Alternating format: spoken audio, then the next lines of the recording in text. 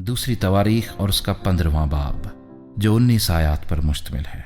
اور خدا کی روح عزریہ بن اودد پر نازل ہوئی اور وہ آسا سے ملنے کو گیا اور اس سے کہا، اے آسا اور سارے یہودا اور بنیامین، میری سنو، خداوند تمہارے ساتھ ہے جب تک تم اس کے ساتھ ہو، اور اگر تم اس کے طالب ہو تو وہ تم کو ملے گا، پر اگر تم اسے ترک کرو تو وہ تم کو ترک کرے گا۔ اب بڑی مدت سے بنی اسرائیل بغیر سچے خدا اور بغیر سکھانے والے کاہن اور بغیر شریعت کے رہے ہیں، پر جب وہ اپنے دکھ میں خداوند اسرائیل کے خدا کی طرف پھر کر اس کے طالب ہوئے تو وہ ان کو مل گیا، اور ان دنوں میں اسے جو باہر جاتا تھا اور اسے جو اندر آتا تھا مطلق چین نہ تھا، بلکہ ممالک کے سب باشندوں پر بڑی اذیتیں تھیں، قوم قوم کے مقابلے میں اور شہر شہر کے مقابلے میں پس گئے، کیونکہ خدا نے ان کو ہر طرح مصیبت سے تنگ کیا۔ لیکن تم مضبوط بنو اور تمہارے ہاتھ ڈھیلے نہ ہونے پائیں، کیونکہ تمہارے کام کا اجر ملے گا۔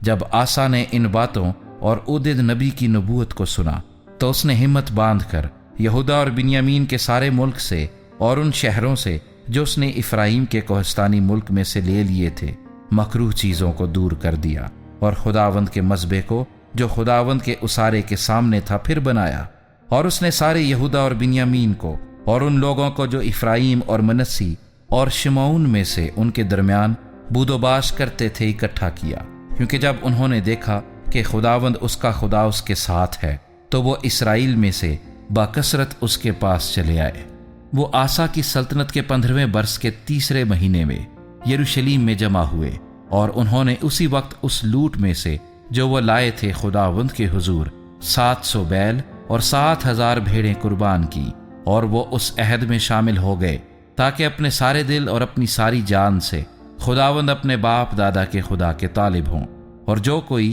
کیا چھوٹا کیا بڑا، کیا مرد کیا عورت خداوند اسرائیل کے خدا کا طالب نہ ہو وہ قتل کیا جائے۔ اور انہوں نے بڑی آواز سے للکار کر ترہیوں اور نرسنگوں کے ساتھ خداوند کے حضور قسم کھائی، اور سارا یہودا اس قسم سے باغ باغ ہو گیا، کیونکہ انہوں نے اپنے سارے دل سے قسم کھائی تھی اور کمال آرزو سے خداوند کے طالب ہوئے تھے، اور وہ ان کو ملا، اور خداوند نے ان کو چاروں طرف امان بخشی۔ اور آسا بادشاہ کی ماں ماکا کو بھی اس نے ملکہ کے منصب سے اتار دیا، کیونکہ اس نے یسیرت کے لیے ایک مکروہ بت بنایا تھا۔ سو آسا نے اس کے بت کو کاٹ کر اسے چور چور کیا اور وادی کدرون میں اس کو جلا دیا، لیکن اونچے مقام اسرائیل میں سے دور نہ کیے گئے۔ تو بھی آسا کا دل عمر بھر کامل رہا، اور اس نے خدا کے گھر میں وہ چیزیں جو اس کے باپ نے مقدس کی تھیں اور جو کچھ اس نے خود مقدس کیا تھا داخل کر دیا، یعنی چاندی اور سونا اور ظروف، اور آسا کی سلطنت کے 35ویں سال تک کوئی جنگ نہ ہوئی۔